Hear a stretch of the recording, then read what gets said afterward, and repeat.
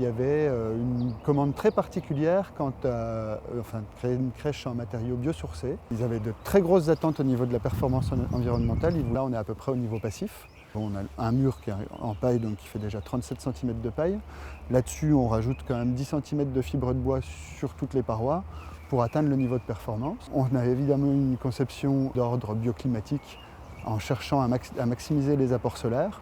Donc en créant des grandes ouvertures en direction du sud, en se fermant au maximum en direction du nord, et donc une grosse compacité du bâtiment pour éviter au maximum les déperditions. On a essayé de conserver un maximum des grands arbres, en tout cas les essences les plus intéressantes.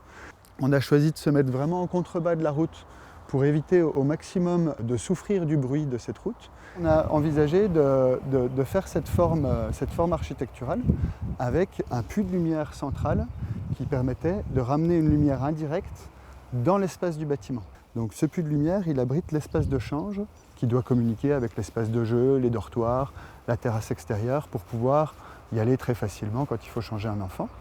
Et donc c'est cet espace de change en maçonnerie qui ressort en toiture et sur lequel vient s'appuyer toute la charpente du bâtiment et qui crée un volume central extrêmement généreux. On atteint 5,50 m sous plafond au plus haut. On a créé un mobilier spécifique pour permettre de séparer ces espèces. Au début, on va dire, de la commande, on avait beaucoup de petits espaces cloisonnés, a priori, et on a essayé vraiment de les emmener vers un grand espace ouvert